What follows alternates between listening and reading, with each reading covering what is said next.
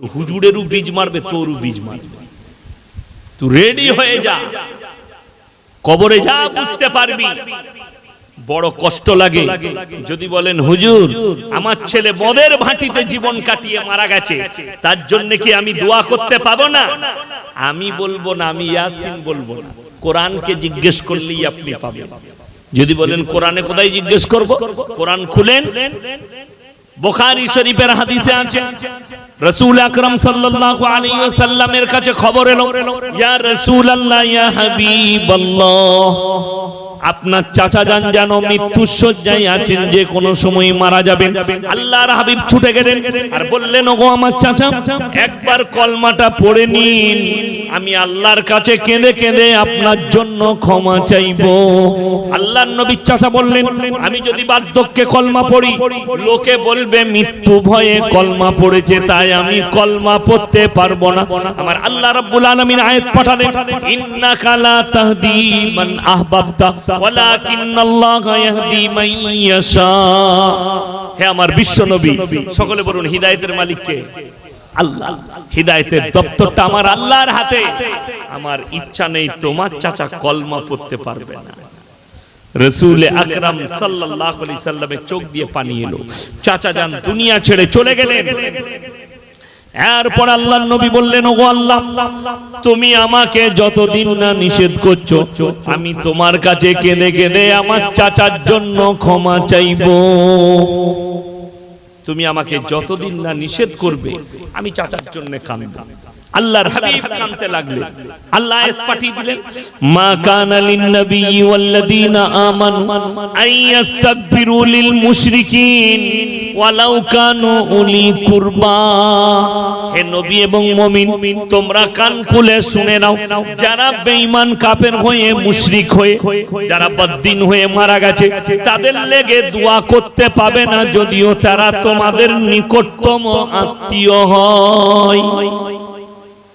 আর আমাদের দেশে জান্নাত পাঠাবার কন্টাক্ট নেওয়া হয়, অনেক জিলাপি হুজুর আর গুটকাখোর আছে, তারা কন্টাক্ট নেয়, পয়সা দিলেই জান্নাত পাঠিয়ে দেব। আমি দেখলাম বাংলাদেশে এক জিলাপি হুজুর বয়ান করছে, কি জানে কি বয়ান করছে? ভাইরা, যখন কোন আমার মুরিদ মারা যাবে, আমার পীরের মুরিদ মারা গেলে তাদের কোনো চিন্তা নাই, তাদের মৃত্যুর আগে আজরাইল আসবে না, আগে আজরাইল আমার পীর সাহেবের কাছে যাবে। আচ্ছা আপনারা বলুন, আমি ইয়াসিন এখন বেঁচে আছি না মারা গেছি? স্টেজে কথা বলে না, বেঁচে আছি। আচ্ছা কেউ যদি এখন আমাকে মারতে আসে, আমি তাকে আটকাতে পারবো না? পারবো? কথা বলে না, পারবো না। আমার হাত পা সব খোলা, সে যদি আমাকে চর মারতে আসে তার হাতটা ধরতে পারবো? পারবো না? পারবো না। আচ্ছা আমি যদি মারা যাই তাহলে কি করে আটকাবো? কথা বলে না।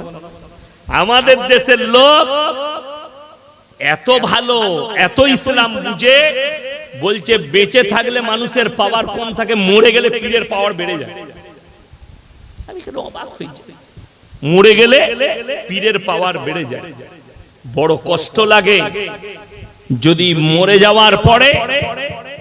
আমি ইউপির একটা বক্তার বক্তব্য শুনলাম, বলে এক ऐसा जवाना था कि बड़ा पीर अब्दुल कादिर जिलानी रहमतुल्लाह अलैह का नाम अगर बगैर उजू का कोई ले लेते तो वो मर जाता था। नाउजुबिल्लाह बोले, এই জোরে বলুন নাউজুবিল্লাহ। এইটা বড় পীর আব্দুল কাদির জিলানী রাহমাতুল্লাহ আলাইহির উপরে তহমত। আল্লাহ রাসূলের হাদিস, আখরি জামানায় এক শ্রেণীর হুজুর বের হবে, তাদের দ্বারা ইসলাম বিকৃত হওয়ার কারণে তারাই সর্বপ্রথম জাহান্নামের উত্তর অধিকারী হবে। ইসলাম তাদের কাছ থেকে বিকৃত হবে। কত বড় পাপ, পাপের কথা আপনারা বলুন তো। আল্লাহর রাসূল সাল্লাল্লাহু আলাইহি সাল্লাম বেশি পাওয়ারফুল না বড় পীর আব্দুল কাদির জিলানী রাহমাতুল্লাহ আলাইহি বেশি পাওয়ারফুল? কথা বলেন না, জোরে বলুন, শুনতে পাচ্ছি না। আল্লাহর রাসূল সাল্লাল্লাহু আলাইহি সাল্লাম বেশি পাওয়ারফুল। তাহলে যে লোকটা বলছে এর কানে কে চড়াবে আর এর কানটা টিপে কে ধরবে, যে ওরে মূর্খ, যদি বড় পীর আব্দুল কাদের জিলানী রাহমাতুল্লাহ আলাইহির নাম বিনা উজুতে নাপাক অবস্থায় নিলে যদি লোক মারা যেত, আল্লাহর নাম নিলে তো তাহলে জাহান্নামে ঢুকতে হতো। কথাটা বুঝতে পারেননি? রসুলের নাম যদি কেউ বিনা উজু নাপাক অবস্থায় নিলে সে তো জাহান্নামে যেত। আপনারা কি বলছেন, বিনা উজুতে রসুলের নাম নেওয়া যাবে না? যাবে না? কথা বলে না, যাবে, কোনো অসুবিধা নাই। উজু যদি না থাকে জুবানি কোরআন পড়া যাবে, কোনো অসুবিধা নেই। কথা বুঝতে পারলেন? মোবাইলে কেউ যদি কোরআন পড়ে উজু করা লাগবে না। শুনে যান আমার কাছে, মোবাইলে কেউ কোরআন পড়লে তাকে উজু করা লাগবে না। বড় কষ্ট লাগে, দুঃখ লাগে, মূর্খ হলে যা হয়। এখনই বলুন, এই কিছু জিলাপি হুজুর এই বক্তব্য শুনবে, দিয়ে বলবে বড় পীর আব্দুল কাদের জিলানী রাহমাতুল্লাহ আলাইহিকে ভালোবাসে না। ওরে হারামখোর, তোর থেকে বেশি ভালোবাসি, তোর থেকে বেশি মহব্বত আছে আমার দিলে। কেন? আমরা নবীকে ছোট করি না, এটা রসুলকে ছোট করা। এটা কে বুঝাবে, কে শোনাবে? আমি এই দেখেন, এই গাছটা কাপড় দিয়ে লেপটিয়েছে না, লেপটিয়েছে, জলসা হচ্ছে বলছে। আমি হুগলি ডিস্ট্রিক্টে এক জায়গায় জলসায় গেলাম, তারকেশ্বরের কাছে। তো আমার জলসা আছে, আমি প্রধান বক্তা, লাস্টে গেলাম, প্রচুর লোক। এইরকম ভাবি একটা গাছ স্টেজের পাশে লেপটানো আছে, কাপড় গুড়াতে। সেই কাপড়টা কিন্তু কি লেখা আছে, লেপটানো আছে। তার গুড়াই দেখছি মাটির ঘোড়া রাখা আছে, আগরবাতি, মোমবাতি। আমি মনে মনে চিন্তা করলাম, আল্লাহ। স্টেজে গিয়ে বললাম, বাবা আপনাদের এই হুগলি ডিস্ট্রিক্টে এই গ্রামে হিন্দু মুসলিমদের প্রচুর মহব্বত। বলে কেন হুজুর? আমি এই যে ওইখানে ওরা পুজো করে আর তোমরা এখানে জলসা করছো। বলে হুজুর মালটা আমাদেরই। আমি তোরা কি করিস? বলে ওখানে বুড়ো পীর সাহেব আছে। ইমানদারির সঙ্গে বলবেন, ইমানদারির সঙ্গে বুকে হাত দিয়ে বলবেন, একটা অমুসলিম ভাই মাটির মূর্তি তৈরি করে পুজো করে, আমরা সেটাকে শিরক বলি না? বলি না? কথা বলেন, শিরক। যদি এটা শিরক হয়, তুমি গাছতলায় মাটির ঘোড়া রেখে সিজদা করবে, এটা কি করে জায়েজ হতে পারে? আল্লাহর কসম খেয়ে বলে যাচ্ছি, যদি কবরে সিজদা করা জায়েজ হতো, সব থেকে প্রথমে রাসূল আকরাম সাল্লাল্লাহু আলাইহি সাল্লামের কবরে হতো। ঠিক কি না? আল্লাহর রাসূলের কবরে সিজদা নেই। কবরে চাদর চড়ানো জায়েজ হলে সব থেকে প্রথমে আল্লাহর রাসূলের কবরটা তোমার মতো টেনা চাদর নয়, হিরেমতি মুক্ত চাদরে ঢেকে যেত। ঠিক কি না? কথা বলেন, জোরে বলুন সুবহানাল্লাহ। রসুলের কবরে জায়েজ নেই। পৃথিবীর আর কোন মৌলবি মোল্লা পীর ফকিরের কবরের জন্য চাদর চলবে না। আজকে মেদিনীপুরের একজন যুবক ফোন করেছে, তারা বুঝতে পারলাম 4-5 জন আছে, বলছে আপনাকে বলতে হবে কিয়াম করা চলবে কি চলবে না। আমি বললাম, ভাই কতবার বলবো, আমার বয়ান শুনেলেন, আমি কিয়াম করি না, আমার কাছে কিয়াম চলবে না। তো সে আমাকে বলছে আমাকে দলিল দিতে হবে। আমি বললাম, আচ্ছা তোমার কাছে দলিল আছে? বলে হ্যাঁ। আমি বললাম, একটা হাদিস দিতে বলো তোমার হুজুরকে, একটা হাদিস। কিয়াম শব্দের অর্থ অনেকে জানে না, শুনেলেন, তার মানে হচ্ছে দাঁড়ানো। কিয়াম করা ফরজ কোথায়? নামাজে। কথাটা বুঝতে পেরেছেন? কিয়াম করা ফরজ নামাজে। কিয়াম শব্দের অর্থ হচ্ছে দাঁড়ানো। এরপর চলুন, বলছে কিয়ামে দাঁড়ায়নি, এরা বেয়াদব, এরা কাফের হয়ে গিয়েছে। তাইলে আমি 1 মিনিটের লেগে বলে দিই। বলছেন যখন আমরা মিলাদ মাহফিল করি, মিলাদ করি গুটকাখোরের বায়ান, আমরা যখন মিলাদ করি, মাহফিল করি, তখন মজমার মধ্যে আল্লাহর রাসূল হাজির হয়ে যায়। তো আল্লাহর রাসূল যদি মিলাদে হাজির হয়, আল্লাহর রাসূল যদি তোমার জলসা ইসালে সওয়াবে হাজির হয়, তাহলে হারাম কর তুই বসে বসে কি করে বায়ান করিস বে নবীর সামনে? কথাটা বুঝতে পেরেছেন না পারেন? তুমি চোর ধরা পড়ছো, নাইলে প্রমাণ তুই কি করে জানলি আল্লাহর নবী হাজির হয়ে গেল তোর মনে? বড় কষ্ট লাগে। সেই হুজুর যে বলছে দাঁড়িয়ে নবীকে দরুদ পাঠাইনি বলে ইয়াসিনকে লাথি মারো, সেই খৈনিখোর জলসায় বায়ান করছে, স্টেজে চেয়ারে বসে 100 বার দরুদ পাঠ করেছে, আল্লাহুম্মা সাল্লি আলা সাইয়্যিদিনা মাওলানা মুহাম্মদ। তো তখন দাঁড়ালি না কেন? তুমি পড়লে বসে বসে, ওটা বেয়াদবি নয়। আমি চ্যালেঞ্জ ছুড়ে বলে গেলাম, স্টেজে আছি, কেউ যদি প্রমাণ আনতে পারে হাদিস থেকে নিয়ে আসুন, কোন দ্বন্দ্ব নয়। যে লফজগুলো কিয়ামে বলা হয় ওইগুলো হাদিসে কোথায় আছে? বুখারী, তিরমিজি, আবু দাউদ, ইবনে মাজাহ, নাসাই শরীফ। একটা যদি কেউ প্রমাণ দিতে পারে, আমি মৌলভী শওকতের বেটা জীবনে আর বক্তব্য দেব। আর কিয়াম করা ফরজ। আবার বলছি, কিয়াম শব্দের অর্থ হচ্ছে দাঁড়ানো, নামাজে ফরজ। আল্লাহ রাসূল সাল্লাল্লাহু আলাইহি সাল্লামের উপরে দরুদ পাঠ করো। সবাই একবার বলুন সাল্লাল্লাহু, আরো জোরে বলুন সাল্লাল্লাহু আলাইহি ওয়াসাল্লাম। নবীর উপরে দরুদ যখন তখন পড়তে পারে। আপনি শুয়ে আছেন, আপনি একটা বই পড়ছেন শুয়ে শুয়ে। আমরা বই পড়ি না কখনো কখনো, বাংলা কোনো আলেমের লেখা বই পড়ছেন, কোনো হুজুরের লেখা বই পড়ছেন, সেখানে আল্লাহ রাসূল সাল্লাল্লাহু আলাইহি সাল্লামের নাম এলো, যখন এলো আপনি শুয়ে শুয়ে বলবেন সাল্লাল্লাহু আলাইহি সাল্লাম, নবীর উপরে দরুদ পাঠ হয়ে গেল। তো বই পড়ার সময় যদি শুয়ে পড়া যায়, শুয়ে শুয়ে কোরআন পড়লে যদি ওইখানেই পড়া যায়, দরুদ পড়া যায়, আর ইয়াসিন জলসায় দাঁড়াইনি বলে একে লাথি মারতে হবে, তোমার বিবেককে জিজ্ঞেস করো। আমি কিন্তু বিতর্কিত বক্তা নয়, বিতর্ক যারা করে তাকে আমি ছেড়ে কথা বলি।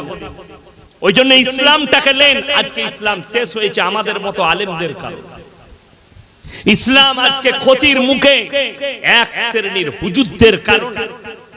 আর আমি বললাম আখরি জামানায় এমন এক দল বের হবে হুজুর, যাদের দ্বারা ইসলাম বিকৃত ঘটবে এবং তারাই হবে জাহান্নামের প্রথম খোঁড়া। আজকে দেখুন, ইসলামে গান বাজনা আপনারা বলুন হারাম না? হারাম নয় বাবা, ইসলামে গান বাজনা হারাম। মুসলমানদের বিয়েতে গান বাজনা বাজছে, বাজছে না বাজে না? আরে বিয়ে তো অনেক দূরের কথা, বড় কষ্ট লাগে। মুহররমের মাস আসছে সামনে, জিলহিজ্জা চলছে, এরপরে মুহররম। এই মুহররম মাসে আমাদের দেশের এক শ্রেণীর মাতাল আছে, গাঁজাখোর আছে, আর জিলাপি হুজুর আর গুটকাখোররা আছে। এরপরে এদের বাজার খুললো, এরা সিন্নি খাবে, এরা ফাতিহা করবে, আর এরা গাঁজা আর মদ খেয়ে লাঠি নিয়ে ড্যান্স করবে, আর বলছে হযরতে হোসেনের লেগে দুঃখ পালন করছে। ঢোল বাজনা বাজিয়ে, ডিজে বাজিয়ে, লাঠি খেলে, ড্যান্স করে যদি দুঃখ পালন হয়, আমি অন্তরের অন্তরস্থল থেকে বলে যাব, তোমার বাপ মরে গেলে মিলাদ কোথায় পেলে? তোমার বাপ মরে গেলে কোরআন খানি কেন করছো? তোমার বাপ মরে গেলে দোয়া কেন করছো? তোমার বাপ মরে গেলে কেন ইসালে সওয়াব করছো? আমার বাপ মরে গেছে, এক ব্যারেল মাল বলে দে চালাবো, আর বাজনা বলে দে ড্যান্স করবো, আমার বাপের আত্মাটা শান্তি পাবে। কেউ করবে এরকম? তোর বাপ মরে গেলে মিলাদ করবি, তোর বাপ মরে গেলে কোরআন খানি। আর আল্লাহর নবীর জলিলুল কদর সাহাবী হযরতে হোসেন রাদিয়াল্লাহু তাআলা আনহু কারবালার প্রান্তরে শহীদ হয়েছে, আর তুমি মদ খেয়ে ড্যান্স করবে?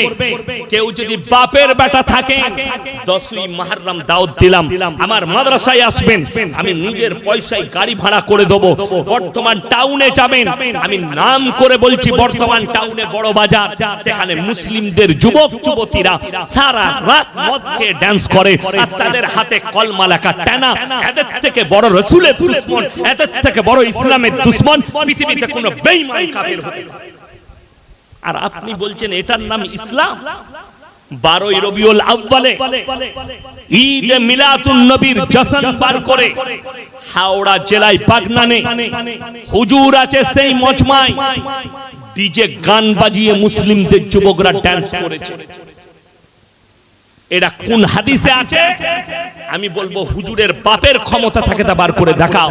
আমি মৌলভী শওকতের বেটা আমার গ্রামের ডিজে বার করব। কষ্টটা ওই জায়গায়। ঈদ মিলাদুন নবীর নাম করে, মিছিলের নাম করে বর্তমান টাউনে গাড়ির ওপরে হারামখোর মুসলিম যুবকরা ড্যান্স করছে, তাদের সঙ্গে গুটকাখোর আর জিলাপি হুজুরগুলো আছে। এদের ক্ষমতা নাই জুম্মায় দাঁড়িয়ে ফতোয়া দিয়ে যে গান বাজনা ইসলামী শরীয়তে হারাম, এদের ক্ষমতা নেই, এদিকে নিষেধ করি, আর আমরা করলে হারামখোররা আমাদেরকে গালি দেয়। আমি কারুর বিরুদ্ধে নয়, আপনি নিজে বলুন ইসলামী শরীয়তে গান বাজনা জায়েজ কিনা। আপনারা নিজেরা বলছেন হারাম, তাইলে মুসলমান কি করে একজনের দুঃখ মৃত্যুতে গান বাজনা করতে পারে, কি করে একজনের মৃত্যুতে নাচ গানা করতে পারে? এটা আপনাদের বিবেককে জিজ্ঞেস করুন। আমি নিষেধ করতে আসি, বড় কষ্টের বিষয় এগুলো, আমাদের কাছে দুঃখের বিষয়। আমরা আলেম আল্লাহর কাছে এই প্রতিবাদ না করলে আল্লাহর কাছে কি জবাব দেব? আল্লাহর কাছে কি জবাব দিয়ে দাঁড়াবো? মুহররমের মাস আপনি কি রোজা রেখেছেন? মুহররমের মাস আপনি কি নামাজের পাটিতে দাঁড়িয়ে কেনেছেন আল্লাহর কাছে? যে আল্লাহ রাব্বুল আলামিন যারা হযরতে হোসেন রাদিয়াল্লাহু তাআলা আনহুকে শহীদ করেছে, কিয়ামতের দিনে তুমি তাদেরকে পাকড়াও করো। কিনেছেন, রোজা রেখেছেন, খোদা না খাস্তা তুমি মদ খেয়ে নাচছো, আর সেই দিনটা যদি কিয়ামতের দিন হয়, তুমি কি জান্নাত পাবে ভেবে দেখেছো? হেই রে মুসলমান যুবক, তুমি মদকে হালাল করে ফেললে, তাও একটা ভালো দিনে, তাও একটা মুহররমের দিনে। বিল ইত্তেফাক হযরতে হোসেন রাদিয়াল্লাহু তাআলা আনহু শহীদ হয়েছেন কারবালার প্রান্তরে। কষ্টটা ওই জায়গায় লাগে। তুমি কার অনুসারী? বেঈমান কাফেরে। আপনারা ভেবে দেখুন, আমাদের দেশে ক্রিকেট টুর্নামেন্ট হয় না, ফুটবল টুর্নামেন্ট হয় না, সেই খেলাতে যারা জিতে যায় তারা নাচে না, যারা হেরে যায় তারা নাচে। যারা জিতে তারা নাচে। তাইলে ভেবে দেখুন, যারা গান বাজনা করছে এরা কোন দলের হতে পারে? হযরতে হোসেন শহীদ হয়েছে, তার লেগে তো আমাদের দুঃখ হওয়া দরকার, ঠিক কি না? মনে ব্যথা লাগবে। হযরতে হোসেন রাদিয়াল্লাহু তাআলা আল্লাহর নবী সাহাবী, শুধু নামাজে একা নয়, নামাজের সাথে সাথে নবীজিকে দেখেছেন, নবীজিকে অনুসরণ করেছেন, অনুকরণ করেছেন। তাই তিনিও হচ্ছেন জলিলুল কদর একজন সাহাবী। সেই সাহাবী দুনিয়া থেকে শহীদ হয়ে যাচ্ছেন, তার লেগে দুঃখ পালন করা বাদ দিয়ে আপনি আমি কি করছি? যে না, দুঃখ পালন নয়, গান বাজনা করে দুঃখ পালন করব। আমার ভাই আপনি করুন, আপনাকে নিষেধ করতে আসি। আমি খালি দোয়া করব আল্লাহ যেন আপনাকে হিদায়াত প্রাপ্ত করে। বলুন আমিন। আজকে মানুষ শিরক কি বুঝে? আপনি কবরের সামনে গিয়ে চাইছেন, বেকা গাছের সামনে গিয়ে চাইছেন। আপনি জিজ্ঞেস করেছেন? কোরআনকে জিজ্ঞেস করুন, বাড়িতে যাদের মানে কোরআন আছে, আমাকে গালি দেওয়ার আগে দয়া করে কোরআনটা খুলবেন। যদি মানেটা ভুল বলে থাকি, তাফসীর ভুল বলে থাকি, আপনি আমাকে ফোন করবেন, দিয়ে গালি দিবেন। 17 পারা, কত পারা বললাম বাবা? কথা বলেন না? 17 পারা, একবারই শেষ পৃষ্ঠা, শেষ রুকু। ইয়া আইয়ুহান নাসু যুরিবা মাতালুন ফাসতামিউ লাহু ইন্নাল্লাযীনা তাদউনা মিন দুনিল্লাহি লা ইয়াখলুকু দুবাবান ওয়ালা বিসতামাউ লাহু ওয়া ইয়াসলুবুহুমুদ দুবাবু শাইয়ান লা ইস্তানকিদুহু মিন। হে নবী, পৃথিবীর মানুষকে বলো, হে পৃথিবীর মানুষ, তোমরা যাদের কাছে ভালো মন্দ চাও তাদেরকে একবার জিজ্ঞেস করে দেখো, তারা একটা মাছি পর্যন্ত সৃষ্টি করতে পারে না। মাছি সৃষ্টি তো দূরের কথা, মাছি যদি তাদের কাছ থেকে কোনো জিনিস ছিনিয়ে নিয়ে যায়, সেটা উদ্ধার করার মতো ক্ষমতা নেই। আমি একটা গ্রামে জলসায় গেলাম কিছুদিন আগে। তাদের গ্রামে একজন আমাকে বলছে, হুজুর এখানে একটা মাজার আছে, ওরস হয়। কারা করে? বলে একজন হিন্দু ভাই আছে, সে ওরসটা চাগিয়ে রেখেছে, সেই মেলাটা বসায়। কষ্টের বিষয় বুঝতে পারছি। যদি বলেন কেন, আমাদের দেশের মুসলমানরা বলবে আহা কত ভালো। দুটোই তো একই। একটা জ্যান্ত মানুষকে পুঁতে দিয়ে তার উপাসনা করা, আর একটা মাটির মূর্তি তৈরি করে তার উপাসনা করা, দুটোই আল্লাহর কাছে বড় শিরক। ভালো মন্দ, কল্যাণ অকল্যাণ, সব মালিক কে? সকলে জোরে বলুন, আল্লাহ। তাহলে আপনি কবরে চাইবেন কি করে? গাছতলায় চাইবেন কি করে? যার কাছে কবরে গিয়ে মাজারে চাইছেন, তার নিজস্ব ক্ষমতা নাই উঠে দাঁড়ায়, সে আপনার কি করে উপকার করতে পারে? তাদের দ্বারা যদি পীরের দ্বারা মরণের পরে কিছু হতো, মরণের পরে তাদের দ্বারা কিছু পাওয়া গেলে তাদের মৃত্যু আসতো না, তারা নিজেদের মৃত্যুকে রুখে দিত। আমি চ্যালেঞ্জ ছুড়ে বলে গেলাম, বর্তমানে যতগুলো আল্লাহর ওলি আছে, যতগুলো পীর আছে, তাদেরকে জিজ্ঞেস করুন, তারা কি নিজেদের মৃত্যুকে রুখতে পারবে? আপনাদের কি মনে হচ্ছে আমি পীর বিরোধী লোক? আমি নিজে পীরের বেটা, অত সহজ নয়। আমি পীর বিরোধী নয়, আমি সিস্টেম বিরোধী লোক। কে বললে আমি পীর বিরোধী? আমার পীর আমার আব্বাজি, আমি পীর বিরোধী লোক।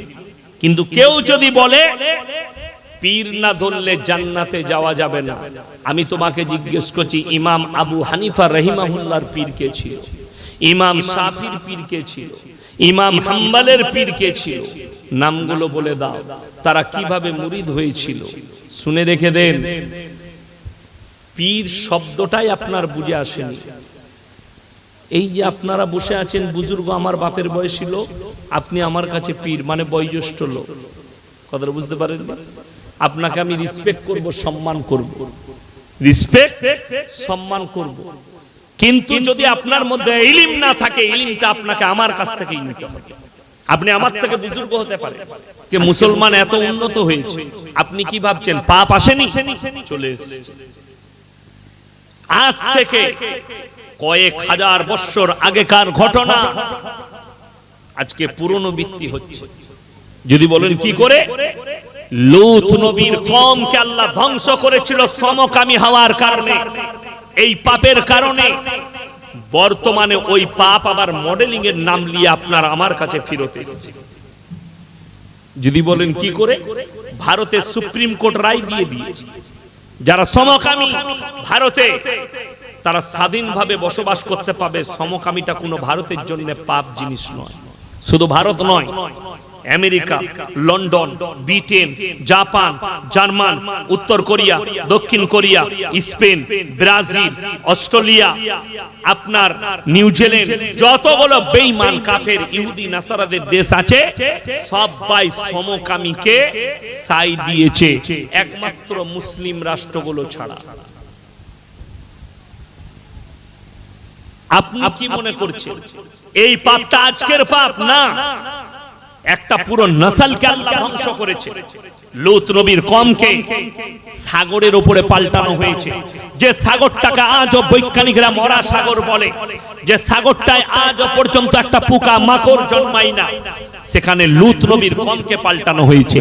আল্লাহ তাআলা এই পাপের কারণে কোরআনে লাকির টেনে দিয়েছেন, লূত নবীর বিবি জাহান্নাম, তার বিবি জাহান্নামে যাবে, এটা লাকির টানা হয়ে গেছে, এটা আর ফিরবে না।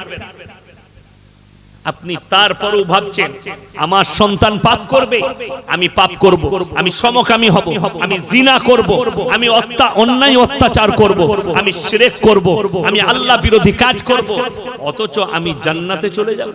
কেন? হুজুররা আছে দোয়া করে দিবে, জান্নাতে চলে যাব।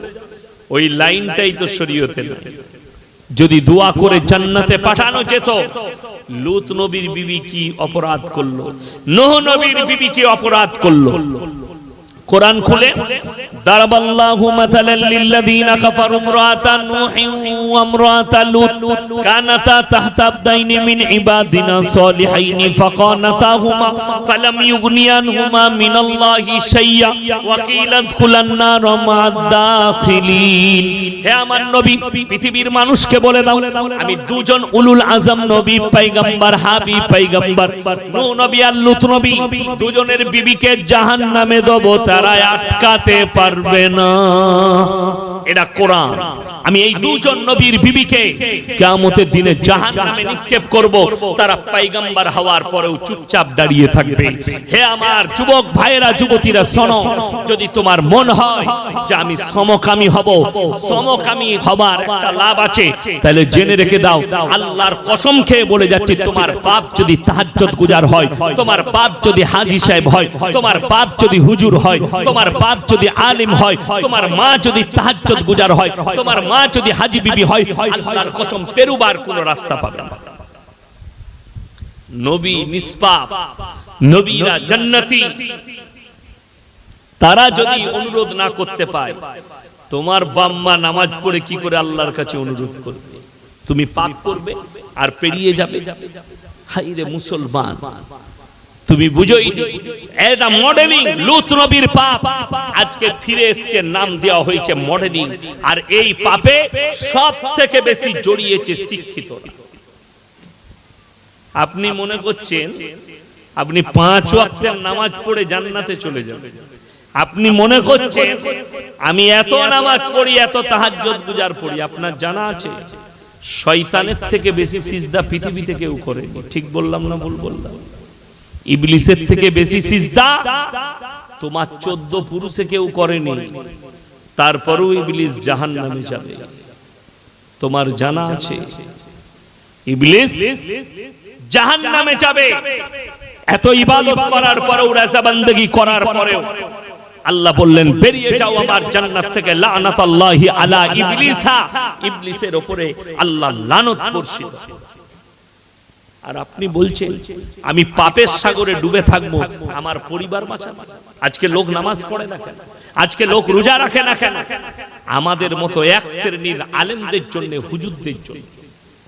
এরা তো ঠিকই নিয়েছে, নামাজ পড়বা না পড়, রোজা রাখবা না রাখ, আল্লাহকে বিশ্বাস করবা না কর, অবশ্যই আমাদেরকে নাজরানা দিবি, দাওয়াত দিবি। আমরা জানি যেভাবে মরবি মর, মিলাদ পড়িয়ে জান্নাতে যাবে। যাই না? আমাদের দেশে মিলাদ হয়, লোক মরে গেল কোথায়? বললে রাধামণি হাই রোডে মারা গেছে অ্যাক্সিডেন্ট হয়ে। 3 বোতল মদ খেয়ে অ্যাক্সিডেন্ট করেছে। বলে চিন্তা নাই, হুজুর আছে, বিসমিল্লাহ। আমাকে দাওয়াত দিয়েছে, আমি এসে মিলাদের পরে দোয়া করছি, আল্লাহ তুমি একে জান্নাতুল ফিরদৌস দান করো, আল্লাহ তুমি শহীদের মর্তবা দাও। মিলাদ হয়ে গেল, দেশি মুরগি দিয়ে ভাত দিয়েছে। কি করে মরেছে বাপ?